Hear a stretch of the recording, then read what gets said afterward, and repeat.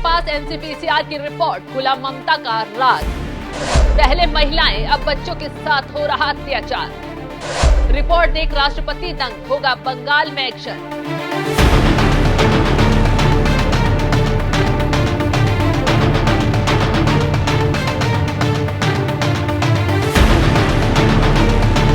नमस्कार, आप देख रहे हैं एनएमएफ न्यूज में आपके साथ शबनम। एक तरफ सीबीआई शाहजहां शेख का हिसाब किताब कर रही है, नए नए राज उगलवा रही है, तो दूसरी तरफ संदेश खाली को इंसाफ के लिए तेजी से काम हो रहा है। हाल ही में पीड़ित महिलाओं ने राष्ट्रपति के पास जाकर उत्पीड़न की कहानी सुनाई, इंसाफ की गुहार लगाई। पीड़ित महिलाओं के राष्ट्रपति से मिलते ही शाहजहां शेख के भाइयों पर सीबीआई ने ऐसा एक्शन लिया कि टीएमसी नेता तक कांप उठे। इसी बीच अब राष्ट्रीय बाल अधिकार संरक्षण आयोग भी बंगाल पर सख्त हो गया है। एक ऐसी रिपोर्ट राष्ट्रपति को सौंपी है जिससे बच्चों के साथ हो रहे अन्याय और ममता सरकार की करतूतों को लेकर बड़े खुलासे हो गए। राष्ट्रीय बाल अधिकार संरक्षण आयोग ने राष्ट्रपति द्रौपदी मुर्मू को विशेष रिपोर्ट सौंपी है। प्रियांक कानूनगो ने बंगाल में बाल संरक्षण पर 45 प्रश्नों की राष्ट्रपति को रिपोर्ट सौंपी। रिपोर्ट में बच्चों के साथ खिलवाड़ को लेकर ममता सरकार पर सवाल उठाए गए।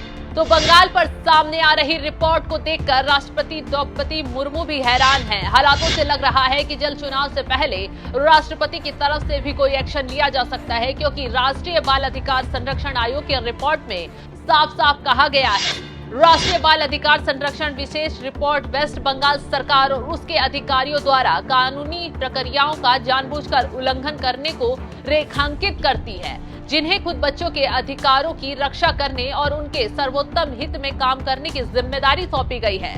निराश्रित बच्चे के लिए बंगाल सरकार द्वारा समर्थित गैर सरकारी संगठन द्वारा संचालित 96 कॉटेज होम है, जो 8,750 निराश्रित बच्चों को सेवाएं प्रदान करते हैं, लेकिन 18 जिलों में 95 कॉटेज होम की सूची वेबसाइट पर उपलब्ध है।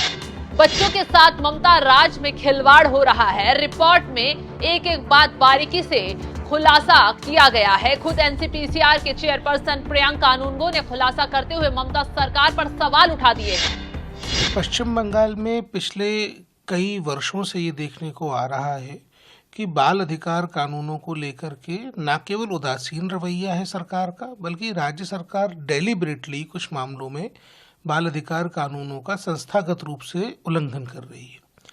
मसलन वहाँ पे हमको करीब 40 केसेस ऐसे मिले जहाँ बच्चे क्रूड बम ब्लास्ट में घायल हुए।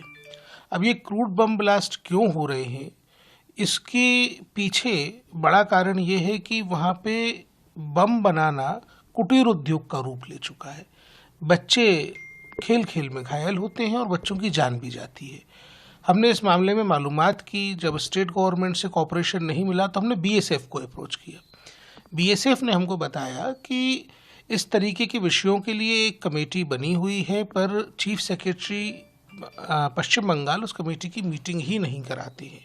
तो ये गंभीर मामला था। हमने संसद को अवगत कराया है कि बच्चों की सुरक्षा खतरे में है।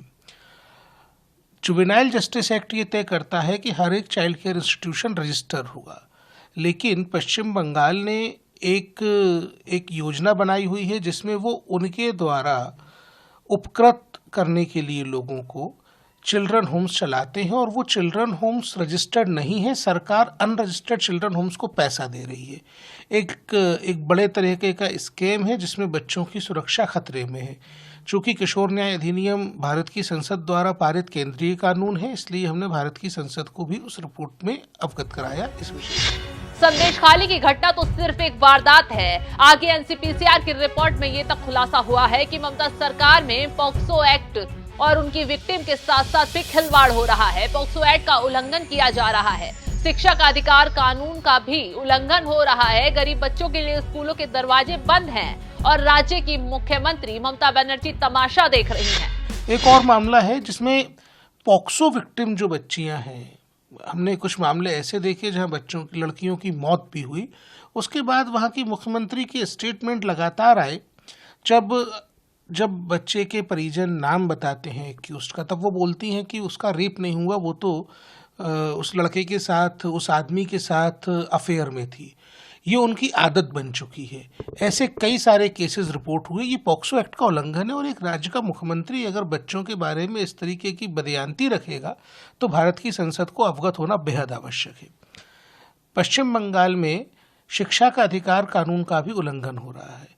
देश के हर हिस्से में प्राइवेट स्कूलों में गरीब बच्चों को 25% सीटें आरक्षित करके फ्री में पढ़ने के लिए मिली हुई हैं। पश्चिम बंगाल सरकार डेलिबरेटली इस नियम का उल्लंघन कर रही है और गरीब बच्चों के दरवाजे स्कूलों के लिए उन्होंने बंद कर दिए हैं। इस प्रकार के सभी मामले चूंकि कानूनों के उल्लंघन से संबंधित थे, हमने भारत की संसद को बताया और आज उसी रिपोर्ट की कॉपी जो हमने संसद को प्रस्तुत की थी, हमने माननीय राष्ट्रपति महोदया को दी है। राष्ट्रपति महोदया से आग्रह किया है कि पश्चिम बंगाल में बच्चों की सुरक्षा को लेकर के आवश्यक कदम उठाने की आवश्यकता है। जैसे जैसे रिपोर्ट में गंभीर खुलासे हो रहे हैं, उससे राष्ट्रपति द्रौपदी मुर्मू भी हैरान हैं। अब बंगाल के हालातों पर केंद्र की तरफ से एक्शन लिया जा सकता है, क्योंकि अगर यही हाल रहा तो एक ना एक दिन बंगाल नर्क में डूब जाएगा। गरीब लोगों की हालत और ज्यादा खस्ता हो जाएगी। उदाहरण के तौर पर आप संदेश खाली का मुद्दा उठाकर देख सकते हैं। शाहजहां शेख कानून अपने हाथ में लेकर महिलाओं के साथ दरिंदगी करता रहा। जब खुलासा हुआ, एक्शन लिया गया तो उल्टा ममता ही उसे बचाने में जुट गई। अब बंगाल में आगे ऐसे और संदेश खाली ना बने, इसके लिए राष्ट्रपति भी सख्त हो गए हैं। जल्द दिल्ली में बंगाल पर धांसू एक्शन की खबर सुनने को मिल सकती है। शुरुआत डीजीपी राजीव कुमार को हटाकर कर दी गई है। बेशक उन्हें इलेक्शन कमीशन ने हटाया हो, लेकिन उन पर गाज कानून व्यवस्था को लेकर ही गिरी है। तो ऐसे में अब अगर एक्शन उससे भी तगड़ा हो सकता है। यही रीजन है कि ममता बनर्जी जांच एजेंसियों के एक्शन से लगातार बौखला रही हैं, बीजेपी पर तरह तरह के आरोप लगा रही हैं। तो बंगाल की इस हालत पर आई इस रिपोर्ट पर आपकी राय क्या है, हमें कमेंट कर जरूर बताएं। पश्चिम बंगाल में पिछले कई वर्षों से ये देखने को आ रहा है कि बाल अधिकार कानूनों को लेकर के न केवल उदासीन रवैया है सरकार का, बल्कि राज्य सरकार डेलिबरेटली कुछ मामलों में बाल अधिकार कानूनों का संस्थागत रूप से उल्लंघन कर रही है। मसलन वहाँ पे हमको करीब 40 केसेस ऐसे मिले जहाँ बच्चे क्रूड बम ब्लास्ट में घायल हुए। अब ये क्रूड बम ब्लास्ट क्यों हो रहे हैं, इसके पीछे बड़ा कारण ये है कि वहाँ पे बम बनाना कुटीर उद्योग का रूप ले चुका है। बच्चे खेल खेल में घायल होते हैं और बच्चों की जान भी जाती है। हमने इस मामले में मालूमात की। जब स्टेट गवर्नमेंट से कॉपरेशन नहीं मिला तो हमने बीएसएफ को अप्रोच किया। बीएसएफ ने हमको बताया कि इस तरीके के विषयों के लिए एक कमेटी बनी हुई है, पर चीफ सेक्रेटरी पश्चिम बंगाल उस कमेटी की मीटिंग ही नहीं कराते हैं। तो ये गंभीर मामला था। हमने संसद को अवगत कराया है कि बच्चों की सुरक्षा खतरे में है। जुवेनाइल जस्टिस एक्ट ये तय करता है कि हर एक चाइल्ड केयर इंस्टीट्यूशन रजिस्टर होगा, लेकिन पश्चिम बंगाल ने एक योजना बनाई हुई है जिसमें वो उनके द्वारा उपकृत करने के लिए लोगों को चिल्ड्रन होम्स चलाते हैं, और वो चिल्ड्रन होम्स रजिस्टर्ड नहीं है। सरकार अनरजिस्टर्ड चिल्ड्रन होम्स को पैसा दे रही है। एक बड़े तरीके का स्कैम है जिसमें बच्चों की सुरक्षा खतरे में है। चूंकि किशोर न्याय अधिनियम भारत की संसद द्वारा पारित केंद्रीय कानून है, इसलिए हमने भारत की संसद को भी उस रिपोर्ट में अवगत कराया इस विषय से।